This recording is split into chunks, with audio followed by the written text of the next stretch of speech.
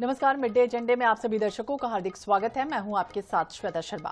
प्रदेश भर में एक साथ 15 नवंबर से धान खरीदी शुरू होने जा रही है। धान खरीदी को लेकर शासन स्तर पर सारी तैयारियां एक तरफ तो हैं, किसान तैयार भी हैं, पर धान खरीदी पर बड़े असमंजस की स्थितियां इस समय दिख रही हैं। धान खरीदी शुरू होने से पहले ही सहकारी समिति के कर्मचारियों का दल धरने पर बैठ गया। अनिश्चितकालीन धरने पर बैठे सहकारी समिति के कर्मचारी ये चाहते हैं कि हर हाल में पहले उनकी मांगे मानी जाए। फिलहाल समितियों का कामकाज पूरी तरह से ठप है। हड़ताली कर्मचारी ये भी कह रहे हैं कि अगर सरकार ने उनकी समस्याओं पर पहले ध्यान दिया होता तो उनको हड़ताल करने की जरूरत नहीं पड़ती। ये भी आरोप लगाया कि धान खरीदी के बाद उठाव में देरी हो रही है, लेकिन जिम्मेदार समिति कर्मचारियों पर डाल दी जाती है। और इतना ही नहीं, वेतन बहुत कम मिलता है। कम वेतन में परिवार का खर्च चलाना मुश्किल होता है। उनकी मांगों पर अफसरों से बातचीत का कोई नतीजा नहीं निकलता।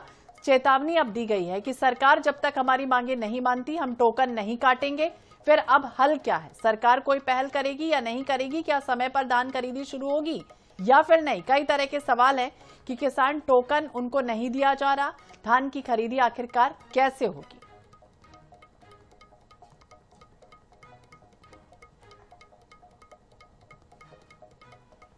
तो 15 नवंबर से धान खरीदी की शुरुआत होनी है। धान खरीदी के लिए राज्य सरकार ने व्यापक एक तरफ तैयारियां कर ली हैं।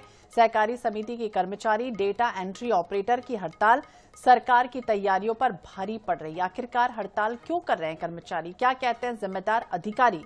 देखिए सबसे पहले खास रिपोर्ट। छत्तीसगढ़ में 4 दिन बाद धान खरीदी शुरू होने जा रही है। प्रदेश के 27 लाख से अधिक किसान लगभग 1.5 करोड़ मीट्रिक टन धान सहकारी समितियों में बेचेंगे। राज्य सरकार ने बारदाने से लेकर धान खरीदी केंद्रों तक बड़ी तैयारी की है। रिकॉर्ड धान खरीदी के लिए एग्रीस्टेक पोर्टल में पिछली बार की तुलना में 1,35,000 अधिक किसानों का पंजीयन भी कर लिया गया है।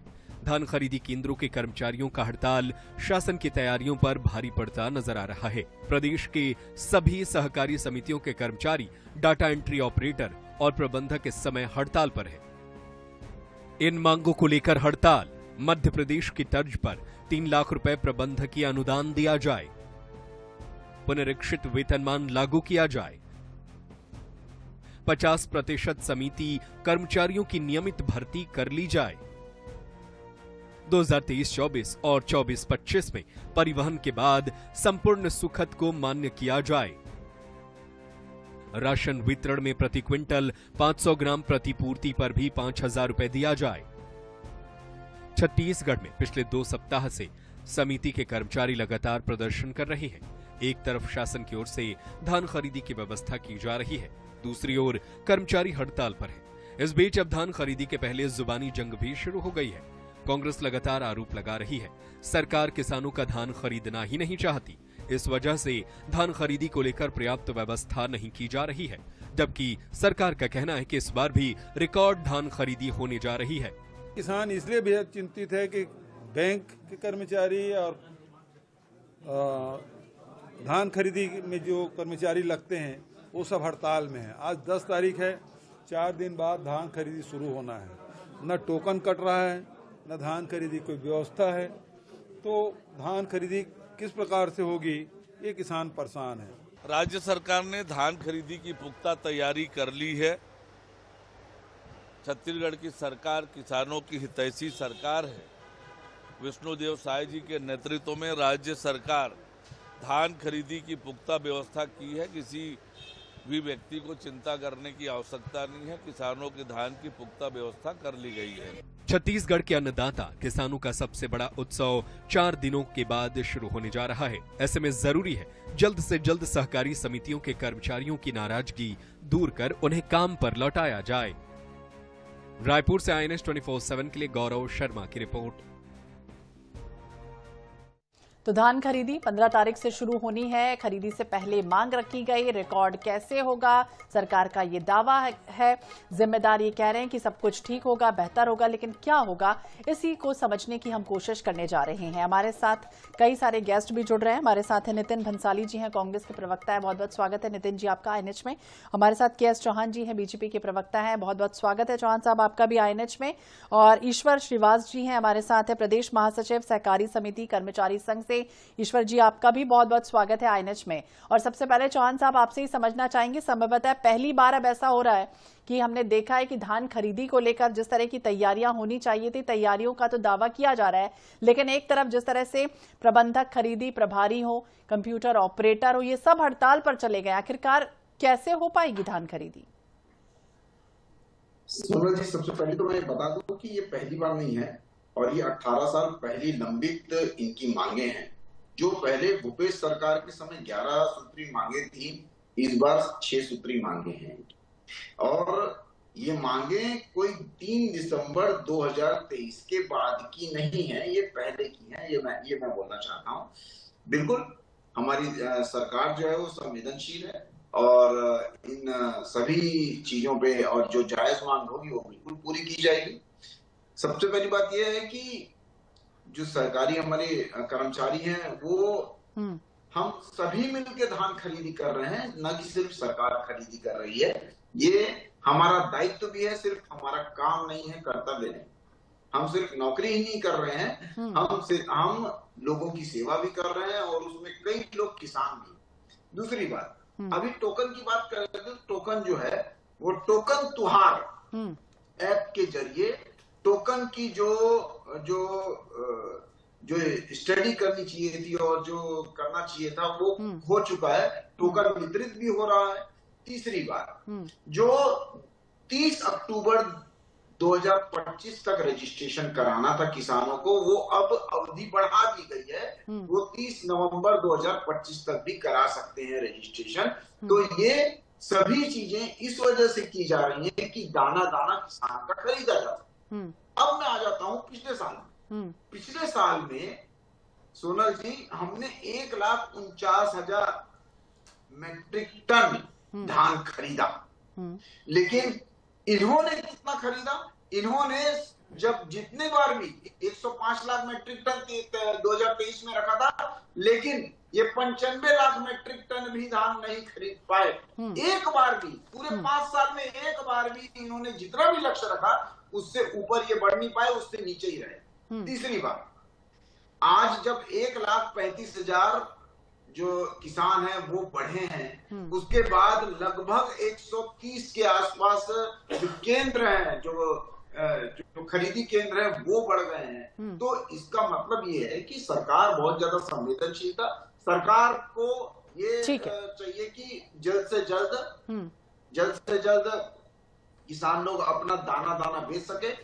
हम कटिबद्ध हैं, जो 21 क्विंटल हमने बोला है और हम 31,000 लेने में कटिबद्ध है। हम ऐसा नहीं कर रहे हैं कि बारदाना नहीं आया, हम ऐसा नहीं बोल रहे हैं कि भुगतान नहीं हुआ, हम ऐसा नहीं बोल रहे हैं कि कंप्यूटर खराब है, हम ऐसा नहीं बोल रहे हैं कि सर्वर डाउन है, हम ऐसा नहीं बोल रहे हैं कि टोकन कैसे करें, हम ऐसा नहीं बोल रहे हैं। और 5 के 5 साल इन्होंने जो धान खरीदी की वो 1 दिसंबर से चालू की, हम 15 नवंबर। ठीक है, 15 नवंबर से धान खरीदी होने जा रही है। नितिन जी भी हमारे साथ जुड़े हैं, ओपनिंग स्टेटमेंट उनका भी लेते हैं। क्या कहेंगे नितिन जी, क्योंकि हम देख रहे हैं कि हर साल हमने देखा है कि छत्तीसगढ़ में धान खरीदी मतलब एक उत्सव, त्योहार, दिवाली के बाद का। लेकिन जिस तरह की स्थितियां बन रही हैं, और चौहान साहब भी कह रहे हैं कि भाई हम तो कोई सवाल ही नहीं कर रहे, लेकिन सवाल कैसे नहीं उठेगा जब कर्मचारी ही नहीं है? कंप्यूटर चलाएगा कौन? कंप्यूटर खराब की बात कर रहे हैं, लेकिन कंप्यूटर चलाने वाला नहीं है, कर्मचारी संघ नहीं है, और दूसरी तरफ ये कह रहे हैं कि समर्थन मूल्य धान खरीदी करने वाले प्रभारी तक वहां मौजूद नहीं रहेंगे। 4 सूत्री मांगे मेरी जानकारी में है, सरकारी सोसाइटी कर्मचारियों की मांगे हैं, उनको लेकर वो हड़ताल पर हैं। साथ ही एग्रीस्टैक पोर्टल में, जिसमें हम बार बार इस बात का हम पिछले कई महीनों से जिक्र कर रहे हैं और इनके कानों में जू नहीं रेंग रही है कि एग्रीस्टैक पोर्टल में काफ़ी खामियां हैं, किसानों का रजिस्ट्रेशन नहीं हो पा रहा है। अभी भी 7 लाख के लगभग किसानों का रजिस्ट्रेशन नहीं हुआ है। इस सरकार ने पहले खाद के नाम पर, यूरिया के नाम पर किसानों को परेशान किया, उसके बाद ये एग्रीस्टैक पोर्टल और अब ये कर्मचारियों की हड़ताल। तो मुझे ऐसा लगता है कि सरकार जो है ये धान नहीं खरीदना चाहती। देखिए, धान खरीदी की एक पॉलिसी होती है, सरकार का एक सिस्टम होता है कि धान की खरीदी सोसाइटी में हुई, फिर उसका परिवहन होगा, परिवहन होकर वो सीधा कस्टम मिलिंग के लिए राइस मिलर के पास जाएगा, या फिर ज्यादा धान होगा तो वो भंडारण केंद्र में जाएगा मार्केट के।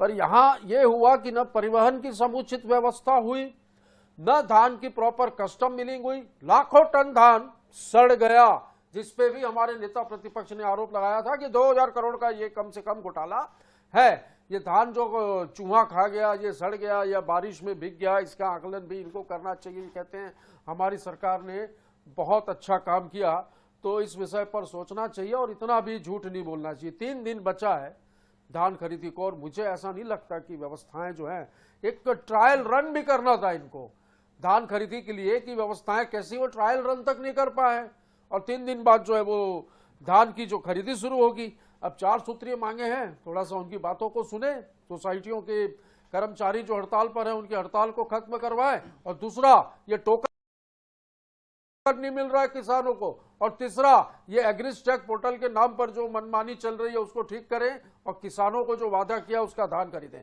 दूसरी बात, मेरे साथी प्रवक्ता कह रहे थे कि कांग्रेस ने टारगेट नहीं किया पूरा, और कितना 95 लाख मेट्रिक टन धान खरीदा, हमने 135 लाख मेट्रिक टन धान खरीद लिया। तो ये बता दूं, ये इनकी सरकार थी जब डॉक्टर रमन सिंह जी की सरकार इस प्रदेश में 15 साल, तो ये मेरे विद्वान प्रवक्ता जो है ये आंकड़ा निकाल लिया कितना धान खरीदते थे। 60,000 मेट्रिक टन से ऊपर की धान की खरीदी इस प्रदेश में नहीं होती थी। ये तो हमने 2500 रुपए किया, तब घोषणा पत्र में जाकर इन्होंने 3100 रुपए किया। ये तो धान इस प्रदेश में किसानों का किन दरों पर बिक रहा था, ये शायद सोसाइटी में बैठे कर्मचारी जो हमारे अभी जो टीवी डिबेट में बैठे हैं ये काफी अच्छे तरीके से बता पाएंगे। इनकी नीयत साफ नहीं है, इनकी पॉलिसी क्लियर नहीं है, धान कस्टम मिलिंग हो नहीं रहा है, धान खरीदने के बाद सोसाइटियों से जो उठाव होना चाहिए वो नहीं हो रहा है। इनकी खामियों की, परिवहन की अव्यवस्थाओं, सारी चीजों की वजह से धान जो वहां पर रह जा रहा है और कहीं उसमें सूखत आ जा रही है या कहीं अचानक अवर्षा से धान भीग जा रहा है, तो उसका ठिठुरा ये अपने ऊपर न फोड़ के कर्मचारियों के ऊपर फोड़ रहे हैं। जिसकी सुरक्षा ये चाह रहे हैं, इनकी मांग को गंभीरता से लेकर इस पर विचार करके प्रदेश के किसानों के धान खरीदने की जो इन्होंने लोक लुभावने वादे किए उसको पूरा कर। जी, तो दोनों ही कहीं ना कहीं गंभीरता दिखा रहे हैं धान को लेकर, किसानों को लेकर। ईश्वर जी भी हमारे साथ जुड़े हैं, प्रदेश महासचिव है सहकारी समिति कर्मचारी संघ से। ईश्वर जी, आपसे भी समझना चाहेंगे, आखिरकार ये जो इस तरह की हड़ताल चल रही है, एक तरफ हमने देखा है कि हर बार राज्योत्सव में किस तरह का धूम मच जाती है, भाई धान खरीदी होनी है, लेकिन ये जो स्थितियां अभी बन गई, आखिरकार क्यों बनी है ये स्थितियां? क्या परेशानी है जिसकी वजह से अब ये हड़ताल पर अगर चले जाएंगे तो किसान तो प्रभावित होंगे? जी, दोनों हमारे प्रदेश की दोनों पार्टी के प्रवक्ताओं को मेरा नमस्कार। जैसा कि अभी डिबेट में जो चल रहा था, लेकिन हमारी जो मांगे हैं सरकार के, जब हम पहले से इतने दिनों से हम पत्राचार कर रहे हैं, लगातार हमारी ये पुरानी मांग है।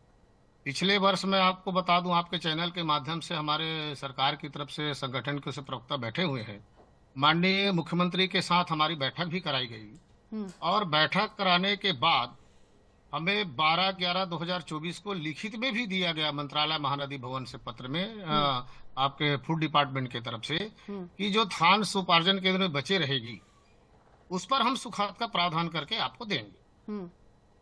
और आज तक उसका अभी तक पालन नहीं हो पाना तो कई संदेह को जन्म देता है। दूसरी चीज, अभी तक उस सत्र का मैं आपको बता दूं, सीएम साहब के ही जिले में धान अभी तक उठाव नहीं हुआ है, उपार्जन केंद्र पड़ा है, बस्तर में धान पड़ा हुआ है, मोहला मानपुर में पड़ा हुआ है। तो ये कैसी होगी? उपार्जन केंद्र हमारी सिर्फ धान खरीदी करने के लिए है, न कि डंप करने के लिए। तो जब आप उठाव करेंगे नहीं, धान वहां पर साटे जाएगी, और उसी कमीशन से हमारे समिति के कर्मचारियों का लालन पालन चलता है, तो हम तो ऐसी हमारी सोसाइटी बर्बाद होने की कगार पे है। तो पहले हमारी मांग थी सुखद की, इसी को लेकर हम लड़ाई लड़ रहे हैं कि हमारा जो 23-24, 24-25 का सुखद जो आया है, संपूर्ण सुखद, वो सरकार हमको प्रदान करे। दूसरी तरफ सरकार जो है डाटा एंट्री ऑपरेटरों के लिए बड़े बड़े पोस्टर और बैनर लगा के प्रचार प्रसार भी किया था, कैबिनेट में निर्णय हुआ था, 12 माह का वेतन उनको दे रही थी। अब सरकार आदेश कर रही कि नहीं, हम 6 माह का देंगे। मैं आपके चैनल के माध्यम से सम्मानीय प्रवक्ता से पूछना चाहूंगा, क्या मुझे ये बताइए कि आप किसी विभाग के या किसी को आप 6 महीने के तनख्वाह देंगे, उनसे 12 महीने का काम लेंगे? एक बड़ा सवाल है। और हमारी तीसरी मांग है प्रबंधकीय अनुदान का, सहकारिता विभाग से रिलेटेड है। और एक गंभीर विषय में एक चीज कहना चाहूंगा कि जब 3 तारीख से हमारी हड़ताल चल रही है, कहीं भी छोटे स्तर के अधिकारी को छोड़ लीजिए, एक दो से बात हुई है, लेकिन हम जिस प्लेटफॉर्म में बात चाह रहे हैं। पूरा मामला जो है खाद्य विभाग से संबंधित है, सहकारिता विभाग से संबंधित है। मंत्री जो खाद्य उस स्तर से जो हमारी बात होनी चाहिए, आज तक हमारी बात नहीं हो पाई है। और उल्टा बताना चाहूंगा कि दमनकारी नीति के तहत हमारे प्रदेश अध्यक्ष नरेंद्र साहू के किस खिलाफ तरह की FIR दमनकारी करने का नीति आदेश करते हैं। ईश्वर जी, किस तरह की दमनकारी नीति? FIR के आदेश नरेंद्र साहू के लिए करवा दिए और आज उसी का घेराव करने हम धमतरी जा रहे हैं। सभी लोग वहां कर्मचारी पहुंच रहे हैं। कलेक्टर उपायुक्त सहकारिता के द्वारा FIR करने का आदेश, क्या यही लोकतंत्र है?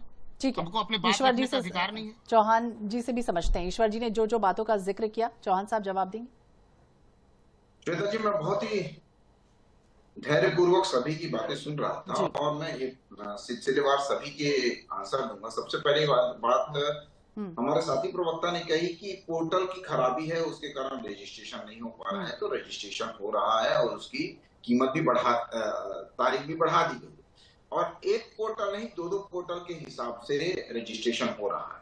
दूसरा मैं बता दूं कि सुखद का प्रोत्साहन राशि जो है वो हमारी सरकार दे रही है और उसका नोटिफिकेशन भी जारी किया गया है। तीसरा मैं बता दूं कि जो डैमेज पहले पूर्ववर्ती सरकारों में होता था वो 2023 के बाद अभी की जो सरकार है उसमें लगभग 6.5% डैमेज कंट्रोल हुआ है, कम हुआ है। जो अभी ये 2,000 4,000 5,000 करोड़ रुपए की बात कर रहे थे, घोटाला हुआ है, उसकी मैं बात कर रहा हूँ आपसे। आपके समय में घोटाला होता था, हमारे समय में नहीं होता है।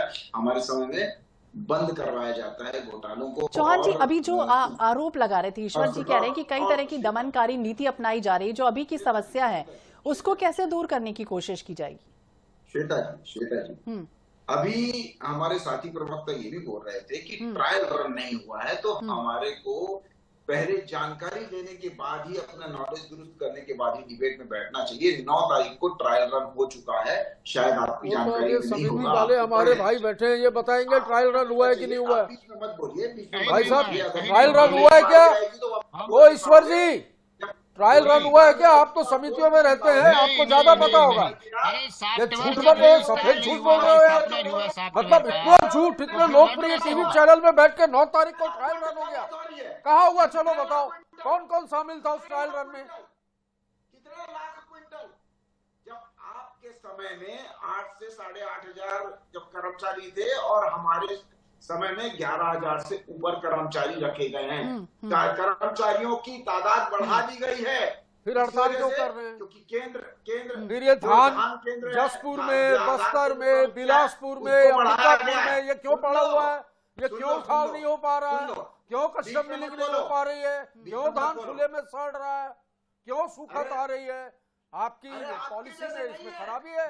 परिवहन और धान के उठाव में आप लोग काम नहीं कर पा रहे हो, ठीक है? कर्मचारियों में बोल रहे हो की गई कि नहीं की गई। दूसरा, आप 100 का आंकड़ा भी पार कर पाए क्या? अरे हम जब 95 लाख तक पहुंचे तभी आप 1,31,000 क्या बोल रहे हो? जो आंकड़ा वहां तक पहुंचे हो भाई।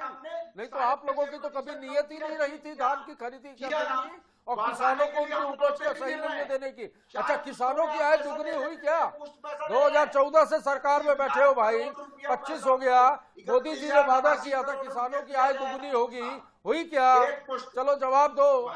नहीं हुई। किसानों को मालूम है अच्छे से भाई, ये हम 2,500 नहीं करते तो आप 3,100 भी नहीं करते भैया। ये हमारे 2,500 का नतीजा। केंद्र की तरफ से आपने 150 रुपए बढ़ाया था, आपको याद है? ये अंधभक्त हैं। अंधभक्तों की हालत उन औरतों जैसी है जिनके पति झूठ बोलते हैं, दारू पीते हैं, पिटाई करते हैं, उसके बाद भी वो कहती है कि मेरा पति मेरा देवता है। वही करो, आप भक्ति निभाओ भाई, अंधभक्ति करो। झूठ तो आप बोल रहे हो, हम कौन सा झूठ बोल रहे हैं? तो आपने बोला 9 तारीख को ट्रायल हो गया। अब इस पे तो डिबेट होनी चाहिए श्वेता जी कि 9 तारीख को कौन सा ट्रायल हुआ, ट्रायल कौन सा हुआ, 9 तारीख को किसने ट्रायल किया, कौन से जिले में हुआ, बताओ। 9 तारीख को ट्रायल होने की बात 9 तारीख को ट्रायल होने की बात हो तो रही थी। और जिस तरह से सहकारी बैंक के जो सीईओ थे, बाकायदा मार्कफेड के कर्मचारियों को भी उन्होंने कहा और कंप्यूटर प्रोग्रामर को भी वो किया, ट्रेन किया, लेकिन कंप्यूटर ऑपरेटर, जिस तरह से ये जानकारी मिली है कि ट्रायल रन नहीं हो पाया, कर्मचारी नहीं है और इसकी वजह से परेशानियां हो रही है। बहुत बहुत शुक्रिया आप तीनों ही मेहमानों का बातचीत करने के लिए, इस परिचर्चा में हिस्सा लेने के लिए। तो 3 दिन बाद ही धान की खरीदी होनी है, लेकिन हड़ताल लगातार जारी है और अब जिम्मेदार क्या कुछ करेंगे इसे देखना होगा और हमारी नजर भी इस पर बनी रहेगी। इसी के साथ इस बुलेटिन में फिलहाल इतना ही। बाकी अपडेट्स के लिए आप देखते रहिए INH 24/7। नमस्कार।